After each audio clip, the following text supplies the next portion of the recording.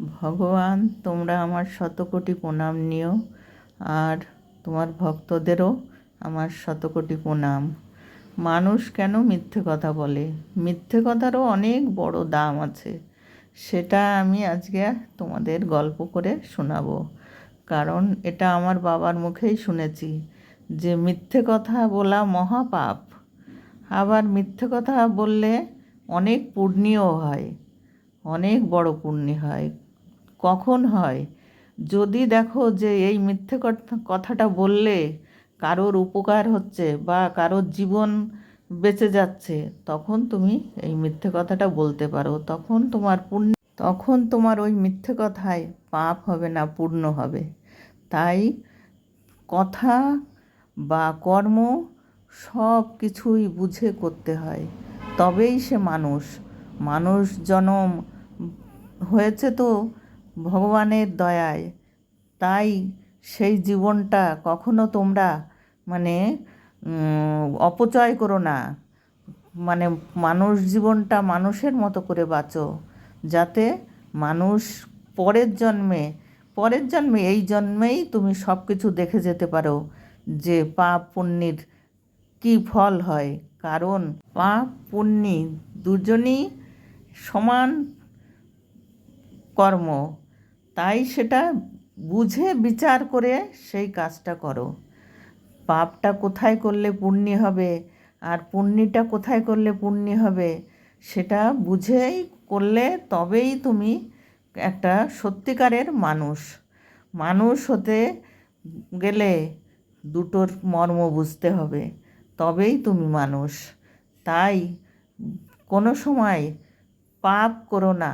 পাপ করলে সেটা বুঝে শুনে করো, যে যা তোমার সেই পাপটা পূর্ণতে পরিপূর্ণ হয়ে যায়, পূর্ণ হয়ে যায় পাপটা। তাই পাপেরও অনেক দাম আছে, তুমি সেটা বুঝে যদি করতে পারো। তাই মানুষের জীবনে সব কিছু নিয়ে, যেমন কষ্ট দুঃখ সবই মানুষের জন্যে। কষ্ট না করলে মানে কেষ্ট পাওয়া যায় না। তাই কষ্টর মানে দুঃখের আর এক নাম কষ্ট। কষ্ট করো, কেষ্ট মিলবে। আর কর্ম করো, কর্ম ভালো করলে তোমার সুখ হবে। আর তুমি যদি খারাপ কর্ম করো তবে তোমার দুঃখ তো হবেই। তাই কর্ম ঠিক রাখো, তবেই তুমি, কৃষ্ণের বাণী, কৃষ্ণ বলেছে যে কর্মই সব কিছু। কর্ম করো, সব পাবে। কর্ম ঠিক রাখো। তাই কর্ম, মানুষের জীবনে কর্মই সব কিছু। কর্ম করে ফলের আশা করো না, ফল দেওয়ার একজন আছে। এখনই কর্ম করেই ফল চাইলে ফল পাওয়া যায় না। আর কর্ম না করলে জীবনে শান্তিও পাওয়া যায় না। আর কর্ম তোমার করতেই হবে, সে এখন করো আর পরে করো। তাই সময় থাকতে কর্ম করো, যাতে শেষ জীবনে তুমি শান্তি পেতে পারো। তাই সেই জন্যে কর্মকে ভয় পেতে নেই। কর্মই শ্রেষ্ঠ, কর্মই সব কিছু। কর্ম ছাড়া মানুষের জীবন হয় না। আর কর্মই সব কিছুর মূল। যারা মিথ্যে কথা বলে কোনো কারণ নেই, অকারণে, তারা পাপী। সেসব পাপীদের মুখ দেখলেও পাপ হয়। তাই বলতে নেই, আমি বললে তার পাপ খণ্ডন হয়ে যাবে, তাই আমি বলি না। আমার আমার নিজেরই একজন আছে, সে পাপী। যত মিথ্যে কথা আছে তাই লোকের নামে বলে বলে ভাবে যে আমি বড় হয়ে গেলাম, কিন্তু তাতে বড় হওয়া যায় না। সে নিজে দেখছে, কিন্তু তারপরেও সেই কাজ করে যাচ্ছে। কারণ তার জন্মখানটাই দুর্যোধনের মতো।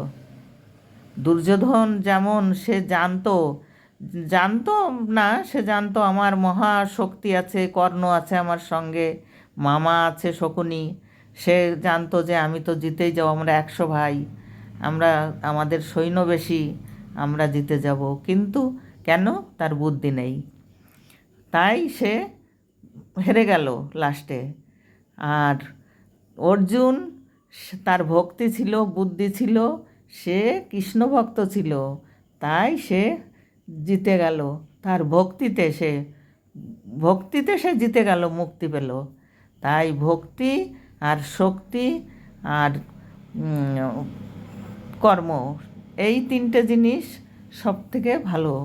কর্ম কর্ম করো, আর ভালো কর্ম করো, ভক্তি করো, তবেই তুমি জিততে পারবে।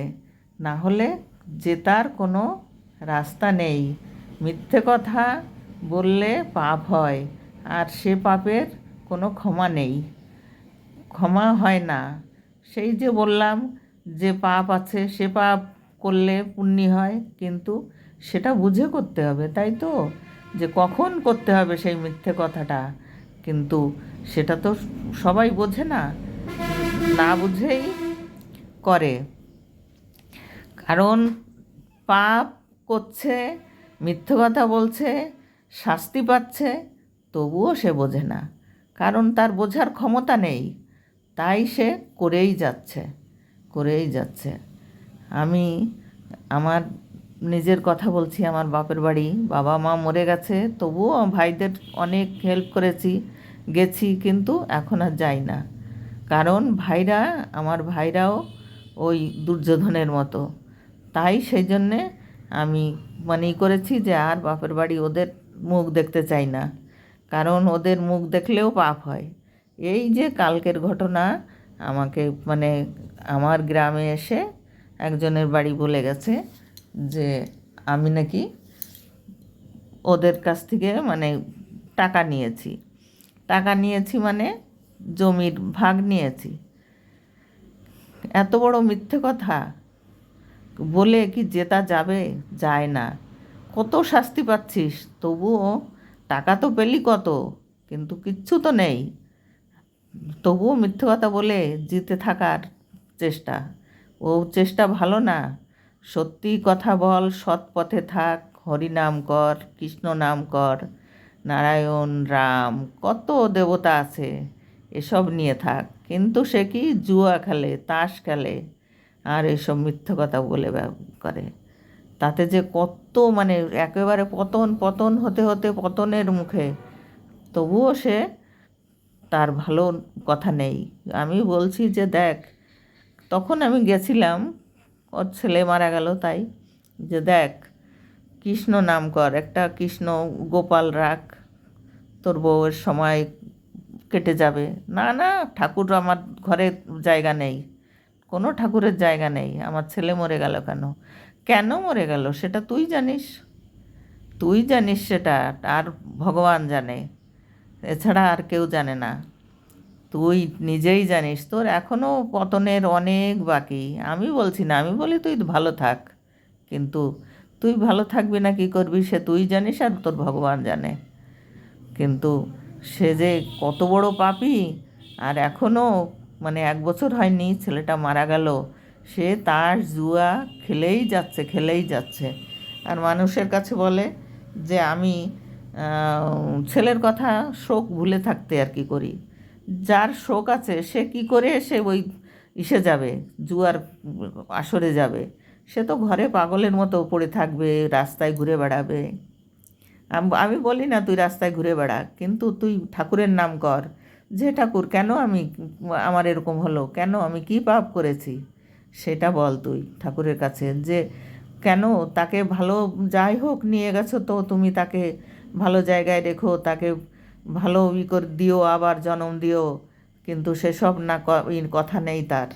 সে সব সময় জুয়া খেলার তালে, জুয়ায় সে শেষ। হে ভগবান, তবুও বলছি ওকে ভালো রেখো, ও ভালো থাক। আমার নামে যত বলুক, মানুষে তো আমাকে চেনে, আর ওকেও চেনে, তাই আর ভগবানও চেনে, তুমিও চেনো, তুমি তো অন্তর্যামী, তুমি তো সবই বোঝো। তাই তোমার ভক্তদের কাছে বলছি, আমার ভিডিওটা যেন দেখে, লাইক শেয়ার কমেন্ট সাবস্ক্রাইব করে দেয়। আর নমস্কার, শতকোটি প্রণাম। সবাইকে আমি ভালো থাকার কামনা করছি। আর সবাইকে তুমিও ভালো রেখো, আর তুমি আমার পরিবারকেও ভালো রেখো, আমার যেন কোনো অশান্তি না হয়, তাই সেটাই করো। যত ব্যথা দেওয়ার আমাকে দিও, কিন্তু আমার সন্তানদের সবাইকে ভালো রেখো, সুখে রেখো, আমি সেই কামনা করি। হে ঈশ্বর, নমস্কার নমস্কার। হরে কৃষ্ণ কৃষ্ণ কৃষ্ণ হরে হরে।